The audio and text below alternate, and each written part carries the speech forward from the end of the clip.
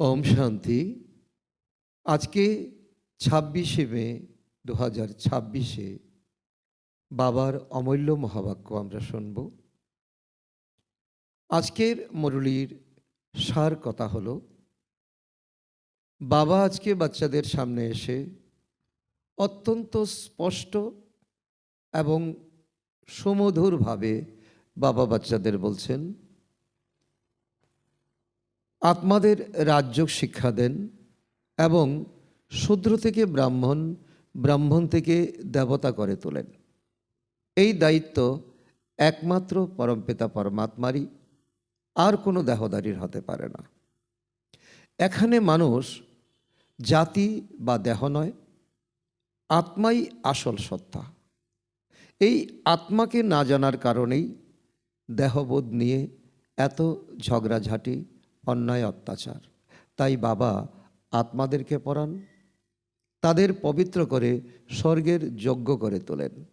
এই জ্ঞান পৃথিবীর কোনো সাধারণ শিক্ষা নয়, এটি ঈশ্বরীয় শিক্ষা, যা মানুষকে নর থেকে নারায়ণ, নারী থেকে লক্ষ্মী করে তোলেন। বাবা বাচ্চাদের স্মরণ করিয়ে দেন যে আমরা আত্মারা 84 জন্মের চক্রে ঘুরে এখন তমপ্রধান অবস্থায় পৌঁছেছি। কাম চিতায় বসে আত্মা কালো হয়ে গেছে, আর এখন জ্ঞান চিতায় বসে পুনরায় হিরে তুল্য হতে হবে। এই জন্য প্রয়োজন দেহ অভিমান ত্যাগ করে আত্ম অভিমানী হওয়া এবং নিরন্তর সে বাবাকে স্মরণ করা। স্মরণের শক্তিতেই আত্মা পবিত্র হয় এবং সুখ, শান্তি ও শক্তি লাভ করে। এই মুরলীতে বাবা আরও শিক্ষা দিচ্ছেন যে বর্তমান সময় হলো সঙ্গম যুগ। পুরানো দুনিয়া থেকে নতুন দুনিয়ায় রূপান্তরের সময়। বাবা এসেছেন সত্যযুগের নতুন রাজ্য স্থাপন করতে। তাই বাচ্চাদের সর্বদা খুশি খুশিতে থাকা উচিত।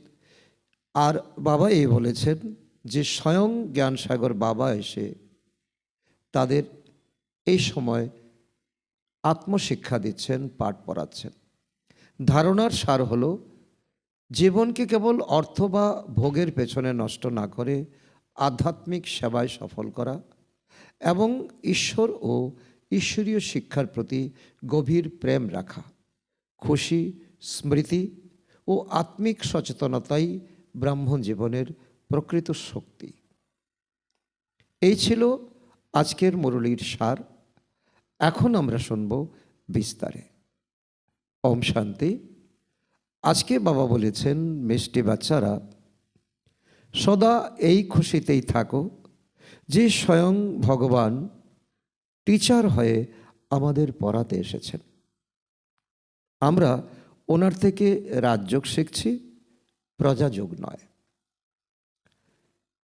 রাজযোগ আর প্রজাযোগের মধ্যে পার্থক্য হলো এটাই, রাজযোগ হলো মনোযোগী হওয়া, আর প্রজাযোগ মানে মনোযোগী না হলেও চলবে। কারণ বাবা বলছেন জ্ঞানের কোনো রকম ধ্বংস নেই। এই সময় যে আত্মা জ্ঞান শুনবে, সে 7 দিনেরই হোক, 7 বৎসরেরই হোক, সত্যযুগে সে যাবে। কিন্তু যে মনোযোগী হয়ে শুনবে, যে প্র্যাকটিস করবে, সে হবে রাজারও রাজা। তার জন্য এটা হলো রাজযোগ। আর যে এই জ্ঞানকে মূল্য দেবে না, জ্ঞানের প্রতি সংশয় থাকবে, তার জন্য এটা হলো প্রজাযোগ। তাই বাবা বলছেন যে তোমরা এখন রাজযোগ শিখছো, সদা সর্বদা এই খুশিতেই থাকো যে শিক্ষার জন্য আমরা একদম চাত্রক হয়েছিলাম। আর এই সময় বাবা এসে আমাদের আত্মাকে জাগাচ্ছেন, আত্মাকে শিক্ষা দিচ্ছেন, আত্মাকে বাবা পড়াচ্ছেন। স্বয়ং পরমধাম থেকে এসে বাবা আমাদেরকে শিক্ষা দিচ্ছেন। তার থেকে বড় খুশি আর কিছু হতে পারে না। আজকের মুরলী থেকে প্রশ্ন, এই পড়াশোনার বিশেষত্ব কি? তোমাদের কতদিন পর্যন্ত পুরুষার্থ করতে হবে? কারণ লৌকিক দুনিয়াতেও একটা সময়ের একটা সীমা থাকে, এত বছর পর্যন্ত স্কুলের পড়া, এত বছর পর্যন্ত কলেজের পড়া। তো এইভাবে ডিগ্রি রপ্ত করতে পারলে তখন তার এই পদোন্নতি হবে। কিন্তু বাবা আজকে বলছেন যে তোমাদেরও এই আধ্যাত্মিক পড়ার জন্য সময়সীমা ঈশ্বর পরমাত্মা দিয়েছেন। আর এই পড়াশোনার বিশেষত্ব কি, এটাও তোমাদের জানা উচিত। তার উত্তরে বাবা বলেছেন, এই পড়াশোনা যা অনেক সময় ধরে বাচ্চারা করে আসছে, তাদের থেকে নতুন বাচ্চারা তীব্র গতিতে এগিয়ে যায়। এই বিশেষত্ব রয়েছে যে 3 মাসের তীক্ষ্ণ বুদ্ধিসম্পন্ন অর্থাৎ তীব্র পুরুষার্থী আত্মা বা নতুন বাচ্চারা পুরানোদের থেকে এগিয়ে যেতে পারে। এটি এই পড়াশোনার বিশেষত্ব। তোমাদের পুরুষার্থ ততক্ষণ পর্যন্ত করতে হবে যতক্ষণ না সম্পূর্ণরূপে উত্তীর্ণ হচ্ছ, কর্মাতীত অবস্থা না হচ্ছ, সমস্ত হিসাব নিকাশ মিটে না যাচ্ছে। তো বাবা এই জন্যই আমাদেরকে বলছেন, তো কারো হয়তো অনেক বৎসর লাগবে, কারো হয়তো আরও কম সময় লাগবে। কারণ যে এই শিক্ষাটাকে একেবারে আন্তরিক করে নিয়েছে তার সময় কম লাগবে, সে কর্মাতীতের দিকে লক্ষ্য রাখবে। অর্থাৎ আমি আত্মা, এই সময় যে কর্ম করছি তার ল্যাপছেপ যাতে কোনো রকম না থাকে, অর্থাৎ তার ভালো বা মন্দ এমন একটা অবস্থা, এটাকেই বলা হয় কর্মাতীত। কারণ দাপর যুগ থেকে যা কর্ম আমরা করে এসেছি সে ছিল বিকর্ম, আর সঙ্গম যুগে যে কর্ম আমরা করছি পুণ্যকর্ম। আর পাপকর্মকে বিনাশ করে পুণ্যকর্ম কমপ্লিট করে এরপর এমন একটা অবস্থা আসবে যেটা হলো কর্মাতীত। তো পুণ্য হবে না, পাপও হবে না, তখন আত্মা শরীর ছেড়ে দেয়। ততদিন পর্যন্ত আমাদের পড়াশোনা করতে হবে।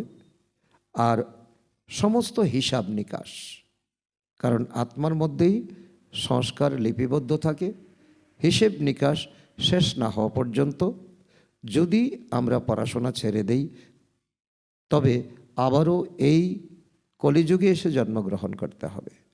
তো এই দুইটাই লক্ষ্য বাবা দিয়েছেন, হিসাব নিকাশ চুক্ত করো, কর্মাতীত হওয়া পর্যন্ত পুরুষার্থ করো, পড়াশোনা করো। ওম শান্তি। বাচ্চারা কোথায় বসে আছে? অসীম জগতের পিতার স্কুলে বা ইউনিভার্সিটিতে। বাচ্চাদের অনেক উচ্চ নেশা থাকা উচিত। কার বাচ্চাদের?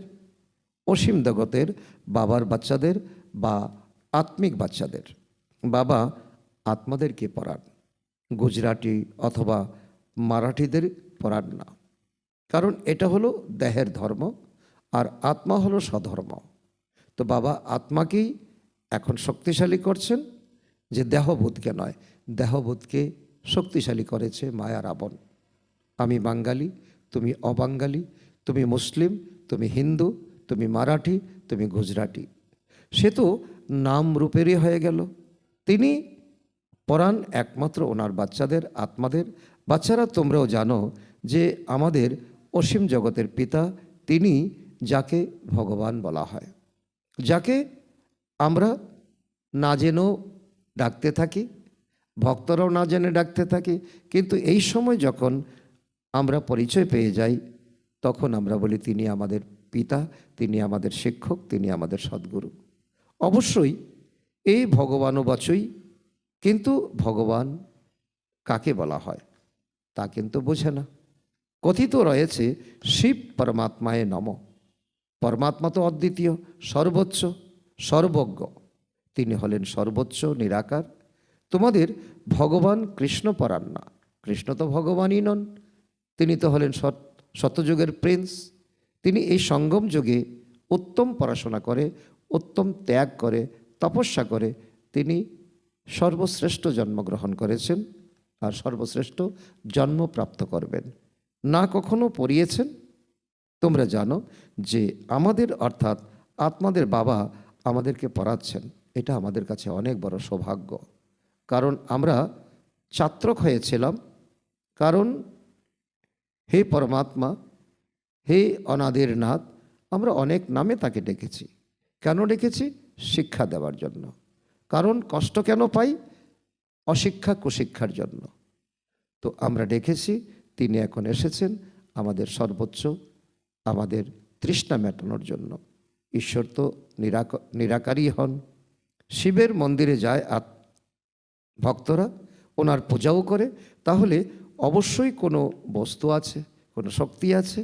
নাম রূপের ঊর্ধ্বে কোনো বস্তু কখনো হয় না। তো বাবা বলছেন, তুমি নিজেকে প্রশ্ন করো, নাম রূপের ঊর্ধ্বে কোনো বস্তু হয়? হয় না। এও তোমরা এখনই বুঝেছ। কারণ এই আকাশ বাতাসের নাম আছে, আর পরমাত্মার নাম রূপ থাকবে না? তা হতেই পারে না। রচনার নাম আছে, রচয়িতার নাম থাকবে না, রূপ থাকবে না। তো সমগ্র দুনিয়ার কেউ জানে না, এখন তোমরাই জানছো। তোমাদের বড় কর্তব্য এখন এই সারা দুনিয়ার মানুষকে এখন ইশারা দিয়ে যাওয়া, শিক্ষা দিয়ে যাওয়া, জাগরণ করে দিয়ে যাওয়া।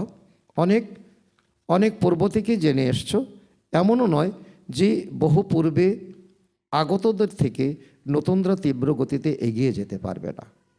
বাবা বলছে না, এই লৌকিক পড়াতে একটা নিয়ম কানুন আছে।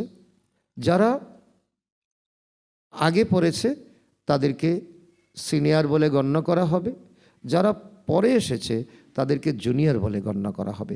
কিন্তু এই পড়াশোনাতে বাবা তো অবশ্যই সম্মান বোধের কথাটা থাকে, কিন্তু বাবা বলছে যারা নতুন এসেছে তারা যদি তীব্র গতিতে পড়াশোনা করে, তীব্র গতিতে তারা পুরুষার্থ করে, তারা নতুনদেরকেও টপকিয়ে যেতে পারবে।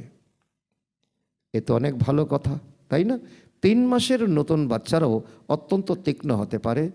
বলে যে বাবা এই আত্মার বুদ্ধি অত্যন্ত তীক্ষ্ণ। হঠাৎ করে আসলো তো হঠাৎ করে সে জ্বলে উঠল। নতুনরা যখন শোনে তখন অত্যন্ত গদগদ হয়ে যায়। এরা সকলে গডলি স্টুডেন্ট, তাই না? নিরাকার বাবা জ্ঞানের সাগর পড়াচ্ছেন, তার থেকে প্রাপ্তি আর কি হতে পারে? ভগবানুবাচের গায়ন আছে না, কিন্তু কবে তা কিন্তু ভুলে গেছে বাচ্চারা। এখন তোমরাও জানো যে এমন কেউ আছে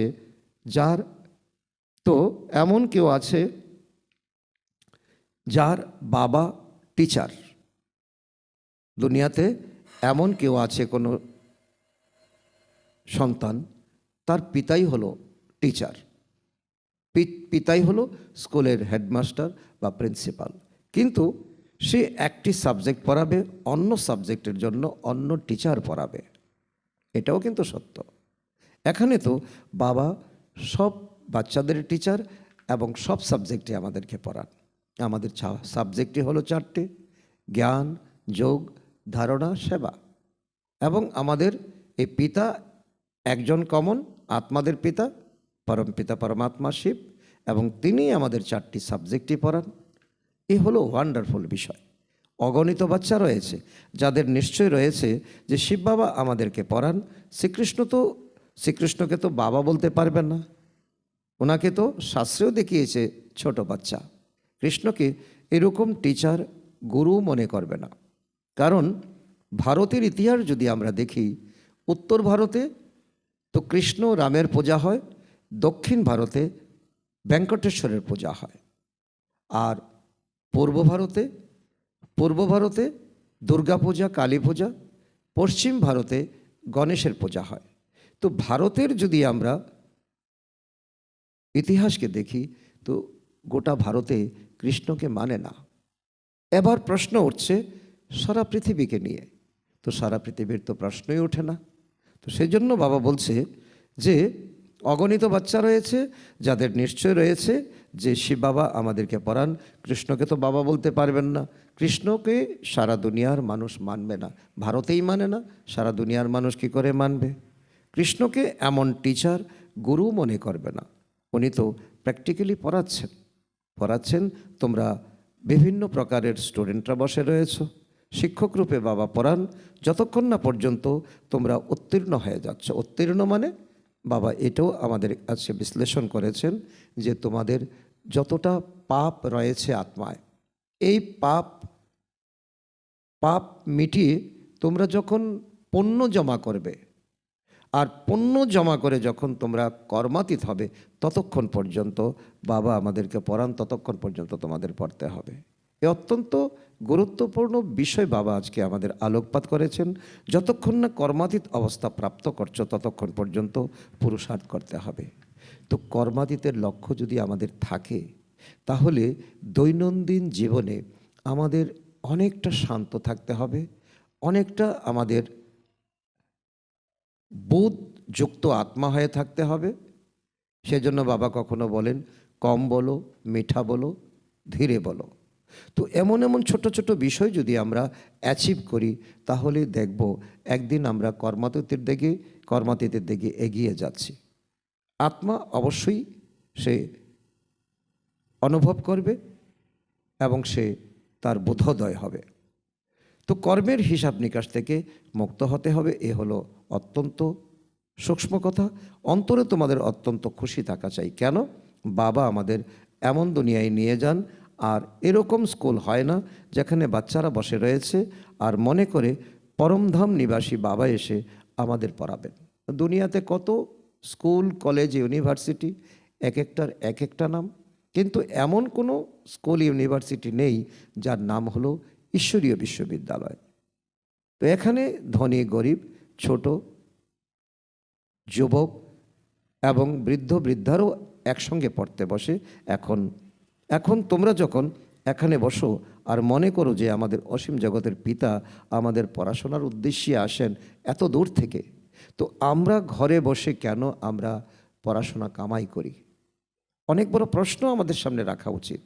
কত দূর থেকে আমাদের বাবা চলে আসেন আমাদেরকে রোজের পড়াশোনা করানোর জন্য, এগিয়ে নিয়ে যাওয়ার জন্য, আর ঘরে বসে আমরা আলস্য করে আমরা ঈশ্বরীয় বিশ্ববিদ্যালয়ে আসতে পারি না, যখন আমাদের জন্য স্কুল খুলেছেন বাবা। অন্তরে অত্যন্ত খুশি হয়ে যাওয়া উচিত। আমাদের বাবা আমাদেরকে রাজযোগ শেখাচ্ছেন। তো এ কোনো প্রজাযোগ নয়, এ হলো রাজযোগ। এতে কোনো রকম কম্প্রোমাইজ নয়, কোনো রকম আলস্য আলবেলাপন নয়। এই স্মরণের দ্বারাই বাচ্চাদের খুশির পারদ চড়ে থাকা উচিত। কত বড় বড় পরীক্ষা, আর তোমরা কত সাধারণভাবে তো বসে পড়ছো। কত উচ্চমানের পরীক্ষা। দুনিয়ার যত পড়াশোনা, যত পরীক্ষা, তার থেকে সর্বোচ্চ পড়াশোনা হচ্ছে আত্মাকে জানা, পরমাত্মাকে জানা, সৃষ্টিচক্রের আদি মধ্য অন্তকে জানা, ড্রামার রহস্যকে বোঝা, নিজেকে বোঝা আমি একজন পার্টধারী আত্মা, আমি আমার পার্ট আমার কাছে চ্যালেঞ্জ, আমি কত ভালো করতে পারি। তখনই দেখব আমার দিলরূপী তো আয়নায় আমার চেহারাটা কত সুন্দর ফুটে উঠছে। যেমন তো মুসলিমরা বাচ্চাদের শতরঞ্জির উপর বসে পড়ায়, তোমাদের এই নিশ্চয়ের সঙ্গে এখানে তোমরা আসো যে এখন তোমরা বাবার সম্মুখে বসে রয়েছ। বাবা পাটে বসে পড়াচ্ছেন যাতে কোনো রকম দেহ অহংকার না থাকে। বাবা বলেন, আমি জ্ঞানের সাগর, আমি প্রতিকল্পে এসে তোমাদেরকে রাজযোগ শেখাই। কৃষ্ণের 84 জন্মই বলো বা ব্রহ্মার 84 জন্মই বলো, একই কথা। ব্রহ্মাই শ্রীকৃষ্ণ হয়। তো এই কথা বুদ্ধিতে ভালোভাবে ধারণ করতে হবে, কারণ শাস্ত্র এবং তো শাস্ত্রের ব্যাখ্যা কখনো এই পর্যায়ে আমাদেরকে নিয়ে যায়নি। যেই ব্রহ্মা সেই বিষ্ণু, এ কথা কেউ বলেনি। বাবার সঙ্গে অতি প্রেম থাকা উচিত, কারণ বাবা এসে আমাদেরকে অসাধারণ পড়াশোনা করাচ্ছেন, অসাধারণ গভীরে নিয়ে যাচ্ছেন। আমরা আত্মারা সেই বাবার সন্তান, পরমপিতা পরমাত্মা এসে আমাদেরকে পড়ান। বারবার বাবা আমাদেরকে সেই ঈশ্বরীয় নেশা দিচ্ছেন। আমরা সকলে ঈশ্বরীয় স্টুডেন্ট, আর স্টুডেন্ট লাইফ আমাদের অত্যন্ত ইম্পর্ট্যান্ট লাইফ। আর এই লাইফ যদি আমাদের একবার চলে যায়, তাহলে এই লাইফকে কখনো আমরা খুঁজেও পাবো না। তো কৃষ্ণ তো হতে পারে না টিচার। তো এমন করে কি কৃষ্ণ পড়িয়েছেন? না, তা পড়াননি। তো মুকুটাদি খুলে রেখে এসেছিলেন হয়তো, পড়াবেন যিনি তাকে তো বয়োজ্যেষ্ঠ হতে হবে। এখন বাবা বলেন, আমি তো বৃদ্ধ শরীর ধারণ করেছি, এটা ফিক্স। কারণ ব্রহ্মার শরীর যত কল্প আমি আসতে থাকবো, তো ব্রহ্মার শরীরকেই আমি বেছে নেব, ব্রহ্মার শরীরে আমি আসব। সে বাবা ব্রহ্মার মাধ্যমে পড়ান, কথিত রয়েছে পরমপিতা পরমাত্মা অবশ্যই ব্রহ্মার মাধ্যমে স্থাপন করেন, কারণ এটা রাজযোগ। ব্রহ্মার মাধ্যমে তিনি সৃষ্টি রচনা করেন। এখন ব্রহ্মা কোথা থেকে আসে তা তো বোঝে না। প্রতি মুহূর্তে বাবা বাবা বসে থেকে বাচ্চাদের জাগৃত করেন, কারণ আমাদের মনের মধ্যে পুরানো ধুলছাই মিশে আছে। এই আবর্জনা, অর্থাৎ রাবণের শেখানো আবর্জনা, শিক্ষা নয় কুশিক্ষা, আমাদের আত্মার মধ্যে একেবারে আস্তরণ পড়ে আছে। বাবা এগুলো আমাদের পরিষ্কার করছেন। মায়া পুনরায় আমাদেরকে শুইয়ে দেয়। মায়া রাবণের কাজ হলো বাবার থেকে দূরে করে দেওয়া। এখন তোমরা সম্মুখে বসেছ, তোমরা বোঝো যে আমি তোমাদের আত্মিক পিতা, আমায় তো জানো তাই না? আমি তোমাদের পিতা, আমি তোমাদের মঙ্গলময় এবং কল্যাণকারী। গায়নও করা হয় পরমপিতা পরমাত্মা জ্ঞানের সাগর, পতিত পাবন, দুঃখহর্তা শোককর্তা। কৃষ্ণের উদ্দেশ্যে এমন কখনো বলা হবে না। সম্মিলিতভাবে সকলকে তো পড়ানো যেতে পারে না। মধুবনে মুরলী পাঠ হয়, পরে তা সব সেন্টারে যায়, দেশ এবং বিদেশে। তোমরা এখন সম্মুখে রয়েছ, তোমরা বাচ্চারা জানো যে কল্প পূর্বেও বাবা এমনভাবে আমাদেরকে পড়িয়েছিলেন। এটাই ছিল সেই সময় যা পাস্ট হয়ে গেছে। এটাও বোঝা, এটাও আমাদের পড়াশোনা। যে পূর্ব কল্পেও আমরা পড়েছিলাম, এই কল্পেও আমরা পড়ছি, আগামী কল্পে আমরা পড়ব। কারণ আমি নির্দিষ্ট আত্মা। এখন আমার বোঝ বিবেক যেমন, তো আমার বোঝ বিবেক যেমন, তেমনই শিক্ষার প্রতি আমাকে আকৃষ্ট করাবে। তাকেই আবার প্রেজেন্ট হতে হবে। বাবা বলছেন ভক্তিমার্গের কথা এখন ত্যাগ করতে হবে। এটাই হলো কথা, যে ভক্তিমার্গের যা কিছু তা আমাদের বাদ দিতে হবে। জ্ঞান, ভক্তি, বৈরাগ্য। যখন জ্ঞান প্রাপ্ত করব তখন ভক্তিকে কেন ধরে রাখব? ছোট বাচ্চারা যখন চকলেট হাতে পায় তখন মাটির ঢেলা হাত থেকে ছেড়ে দেয়, কারণ সে জানে মাটির মধ্যে মিষ্টতা নেই, মিষ্টতা আছে চকলেটের মধ্যে। ঠিক তেমন বাবা বলছেন এখন তোমরা জ্ঞান পাচ্ছ, তো এখন তোমাদের ভক্তি ধরে রাখার কোনো প্রয়োজন নেই। এখন তোমাদের প্রেম জ্ঞানের সঙ্গে, প্রেম টিচারের সঙ্গে। কেউ কেউ যখন টিচারের কাছে পড়ে তখন তাদেরকে উপহার দেওয়া হয়। এই বাবা তো স্বয়ংই উপহার দেন। এখানে এসে সাকার রূপে বাচ্চাদেরকে দেখেন, বাচ্চাদেরকে পড়ান এবং অকপটে স্বীকার করেন তুমি আমার সন্তান, তুমি যেমনই হও। বাবা আমাদেরকে একেবারে ধুয়ে মুছে পরিষ্কার করে কোলে তুলে নেন। নোংরা আবর্জনা ভর্তিতে বাচ্চাদের মা কখনো ফেলে দেয় না, তাকে পরিষ্কার করে কোলে তুলে নেয়। তো বাবাও এখন আমাদেরকে ধুয়ে মুছে পরিষ্কার করে কোলে তুলে নিচ্ছেন। বাচ্চাদের এই জ্ঞানও রয়েছে না, সকলেই 84 জন্ম নেয় না। 84 জন্ম নেয় না, কারোর এক জন্ম, সেও সুখ দুঃখের মধ্য দিয়ে অতিবাহিত হয়। তোমরা এই কথাটি এখন বুঝতে পেরেছ। এ হলো মনুষ্য সৃষ্টির পুষ্পস্তবক। প্রথম স্থানে রয়েছে ব্রহ্মা সরস্বতী, আদিদেবী, তারপরে আবার অনেক ধর্ম হতে থাকে। তিনি হলেন সর্ব আত্মাদের বীজরূপ। সর্ব আত্মাদের বীজরূপ হলেন আমাদের প্রিয় বাবা। বাকি সকল হলো পাতা, ডালপালা। প্রজাপিতা ব্রহ্মা হলেন সকলের পিতা। এ সময় প্রজাপিতা উপস্থিত রয়েছেন। উনি বসে বসে শূদ্র থেকে কনভার্ট করে ব্রাহ্মণে পরিণত করেন। এমন কেউ করতে পারে না। আর বাবার কর্তব্য এমন কেউ করতে পারে না। বাবাই তোমাদের শূদ্র থেকে ব্রাহ্মণ করে পুনরায় দেবতায় পরিণত করার উদ্দেশ্যে পড়াচ্ছেন। এ হলো সহজে রাজযোগের পড়া। রাজা জনকও সেকেন্ডে জীবন মুক্তি পেয়েছেন, অর্থাৎ স্বর্গবাসী হয়ে গেছেন। মানুষ গাইতেও থাকে কিন্তু তারপর বোঝাতে পারে না। এখন বাবা বলেন বাচ্চারা দেহ অভিমানী হও। তোমরা অশরীরে এসেছিলে, তারপর শরীর ধারণ করে নিজেদের পার্ট প্লে করছো। অবশ্যই 84 জন্ম নিয়েছ। বাবা যিনি সত্যম, তিনি তো সত্যই বলবেন। বাবা পরমপিতা পরমাত্মা হলেন সত্য, ভগবান গড ইজ ট্রুথ, এবং তিনি সত্য কথাই বলছেন। কারণ রাবণ হলো, বাবা বলছেন রামের তুলনায় রাবণ হলো মিথ্যা। রাজধানী হয়েছে, তাই না? রাজ্য কি একজনই শিখবে নাকি বহুজন শিখবে? তো বিবেক তো তাই বলে যে এখন যখন রাজধানী স্থাপন হচ্ছে, তখন আমি কেন না আমার ভাগ্যকে আমি আমি অগ্রাধিকার দেব? অবশ্যই আমাকে মনোযোগী হতে হবে, আমার এ শিক্ষাকে অগ্রাধিকার দিতে হবে। তোমরা সকলেই এখন কাঁটা থেকে ফুলে পরিণত হচ্ছ। তোমাদের নিজের দিলরূপী দর্পণে দেখো আমি কতটা পরিবর্তন হয়েছি, আমার মুখ থেকে কতটা পাথর বেরোচ্ছে, আমার দৃষ্টিবৃত্তি কতটা সুন্দর হয়েছে, কতটা নিষ্কলঙ্ক হয়েছে। কাঁটা এবং ফুল কাকে বলা হয় সেও তোমরা এখনই বুঝতে পারছো। এটা হলোই ছিছি কাটার জগৎ। এই দুনিয়াটা হলো ছিছি কাটার জগৎ। আমরা 84 জন্মের চক্র পরিক্রমা করে নরকবাসী হয়েছি। পুনরায় ওয়ার্ল্ডের হিস্ট্রি জিওগ্রাফি রিপিট করা হবে। আমরা পুনরায় অবশ্যই স্বর্গবাসী হব। প্রতিকল্পেই আমরাই হই। প্রতি মুহূর্তে এ কথা স্মরণ রাখতে হবে আর নলেজ বোঝাতে হবে। বুঝলে তুমি ঋণী এবং তোমাকে ঋণ পরিশোধ করতে হবে, বোঝাতে হবে। এই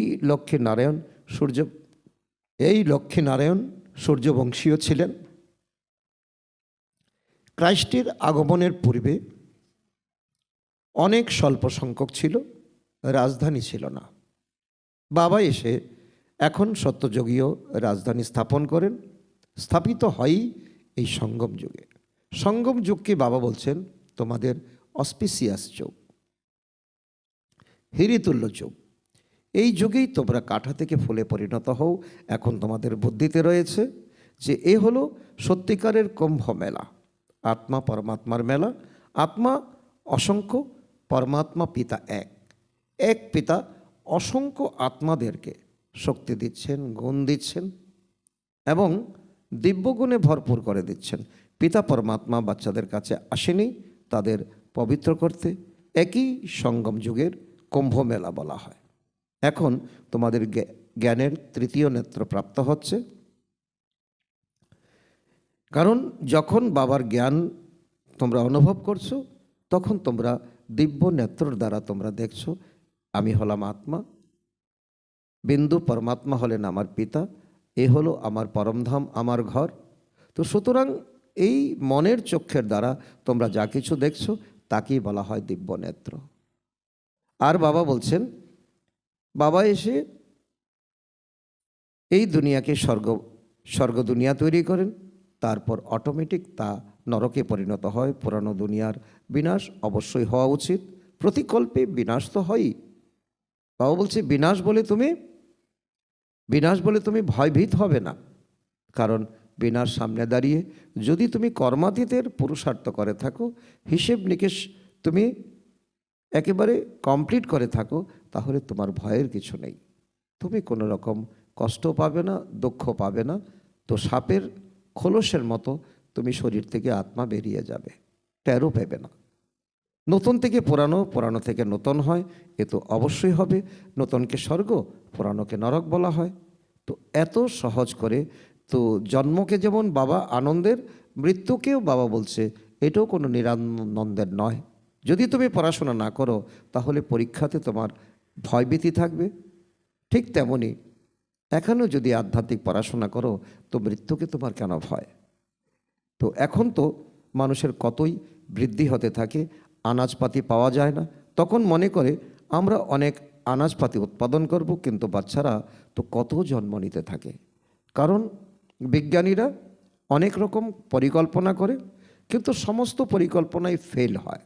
কারণ প্রাকৃতিক দুর্যোগ হয়, কখনো অনাবৃষ্টি, কখনো অতিবৃষ্টি। তো আনাজপাতি কোথা থেকে নিয়ে আসবে?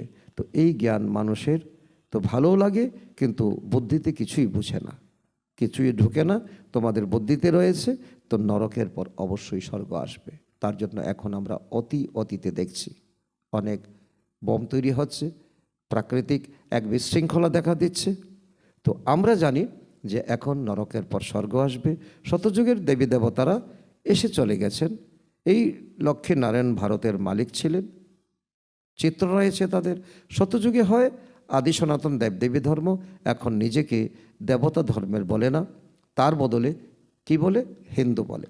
বাচ্চারা ভালোভাবে জানে যে আমরা এমন দেবী দেবতা হতে চলেছি। বাবা আমাদেরকে পড়াচ্ছেন এই কর্ম ইন্দ্রিয়ের দ্বারা।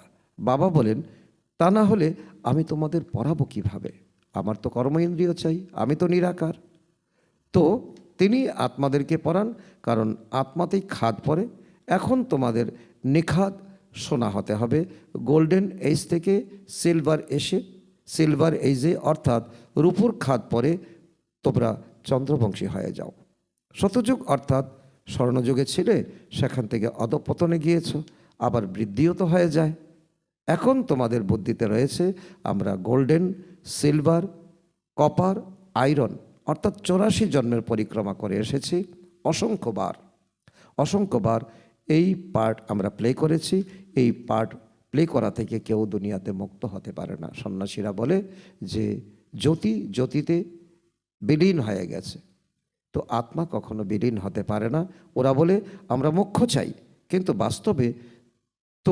বাস্তবে বিরক্ত তো তোমাদের হওয়া উচিত, কারণ ওরা তো 84 জন্ম নেয় না, 84 জন্ম নাও তোমরা, বিরক্ত তোমাদের হওয়া উচিত। আর উল্টো ওরাই বিরক্ত হয়ে যাচ্ছে, আমরা মোক্ষ চাই, আমরা এই জীবনই চাই না। কেন? জীবন থেকে তাদের জীবন সম্পর্কে ধারণা তাদের এত উল্টো হয়ে যায় কেন? 84 চক্র তোমরা পরিক্রমা করেছ, সন্ন্যাসীরা তো করেনি। মানুষ মনে করে আসা আর যাওয়া তো চলতেই থাকে, কেননা আমরা এর থেকে মুক্ত হয়ে যাই। কিন্তু এমন তো হতে পারে না। গুরুরও বলে দেয় তোমরা মোক্ষ লাভ করবে, তো ব্রহ্মকে স্মরণ করো, তাহলে ব্রহ্মতে বিলীন হয়ে যাবে। অনেক মতান্তর ভারতে রয়েছে, আর তো কোনো স্থানে এত মতান্তর নেই। তারা বলে তো হ্যাভেনলি আত্মা, হ্যাভেনলি অ্যাবোর্ড, বলে তারা স্বর্গে চলে গেছে। এর বেশি কিছু ব্যাখ্যা কেউ দিতে পারে না।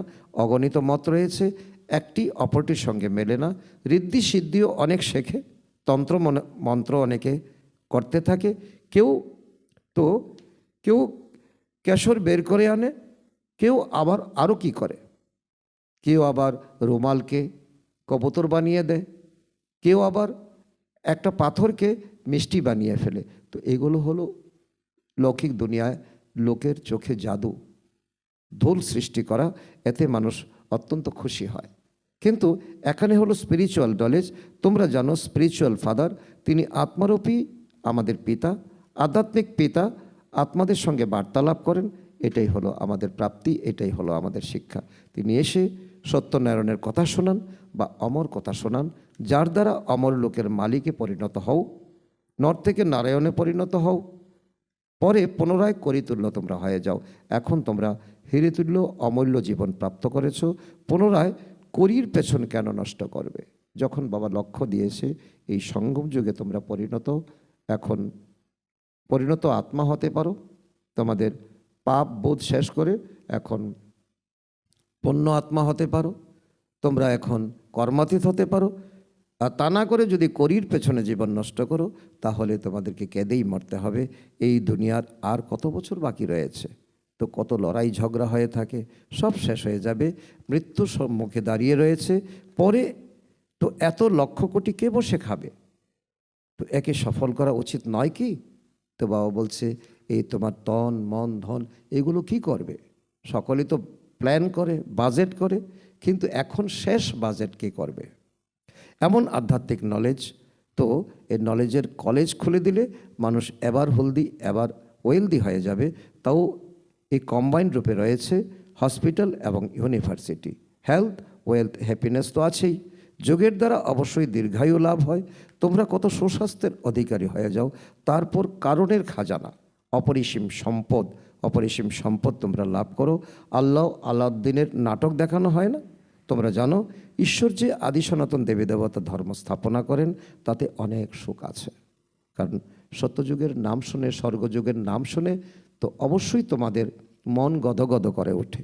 তো নামই হলো স্বর্গ। তোমরা শান্তিধাম নিবাসী ছিলে, পরে তোমরাই সর্বপ্রথমে সুখধামে এসেছো, পুনরায় 84 জন্ম নিয়ে নিচে নেমে এসেছো। বাচ্চারা প্রতিকল্পে আমি তোমাদের এভাবে বসে বোঝাই, এভাবে বসে পড়াই। তোমরা নিজেদের জন্মকে জানো না, যেমন ব্রহ্মা জানে না তেমন তোমরাও জানো না। আমি তোমাদেরকে বলে দিই, ব্রহ্মাকেও আমি বলে দিয়েছি। তোমরা 84 জন্ম নিয়েছো, এই বস্ত্র অর্থাৎ শরীর অপবিত্র, সত্যযুগে পাবে তোমরা কাঞ্চন কায়া শরীর। আত্মতম প্রদান হয়ে গেছে। বাবা সঠিক বলেন, বাবা সত্য, বাবা কখনো ভুল বলবেন না। তিনি হলেন ট্রুথ, গড ইজ ট্রুথ। সত্যযুগ হলই নির্বিকারী দুনিয়া, নাইনিষ্ঠ দুনিয়া। রাবণ পুনরায় অসাধু করে দেয়। এ হলোই অসত্য দুনিয়া। গাওয়া হয় মিথ্যা মায়া, মিথ্যা কায়া, মিথ্যা সংসার। সমগ্র এই পুরানো সংসারই অসত্য। সত্যযুগে সংসার ছিল শোকের জগৎ। একটি দুটি জগৎ নয়, একটি জগৎ। একবার এটা স্বর্গ দুনিয়া হয়, একবার এটা নরক দুনিয়া হয়। তো নতুন দুনিয়া থেকে তো পুনরায় পুরাতন দুনিয়া হয়। নতুন বাড়ি পুরানো বাড়ির মধ্যে পার্থক্য তো থাকেই। নতুন যখন নির্মাণ হয় তখন মনে করে যে নতুনে গিয়ে বসি। এখানেও বাচ্চাদের জন্য নতুন বাড়ি নির্মাণ করা হয়। বাচ্চারা সংখ্যায় অধিক হতে থাকে। বাচ্চারা তোমাদের অত্যন্ত খুশি হওয়া উচিত। বাবা আমাদের জন্য হাতে করে তো গিফট নিয়ে এসেছেন স্বর্গ দুনিয়া। বাবা বলেন, আমার অর্থাৎ জ্ঞান সাগরের বাচ্চারা সকলে কাম চিতায় বসে সম্পূর্ণ জলে পড়ে গিয়েছে। তোমরা বেচারা হয়ে গেছো। এখন পুনরায় তাদের জ্ঞান চিতায় বসানো হয়। জ্ঞান চিতায় বসিয়ে স্বর্গের মালিক করে দিতে আমি এসেছি। কাম চিতায় বসে সম্পূর্ণই কালো হয়ে গেছো। কৃষ্ণকে শ্যাম সুন্দর নাম রেখেছে, কিন্তু অর্থ কেউ বোঝে না। এখন তোমরা কি থেকে কি হয়ে যাও। বাবা করি থেকে হিরে করে দেন। যে এতটা অ্যাটেনশন দিতে পারে সেই করি থেকে হিরে তুল্য হতে পারে। তার জন্য বাবা বলছেন একটাই কায়দা, একটাই তার আধার, সে হলো আমাকে স্মরণ করো।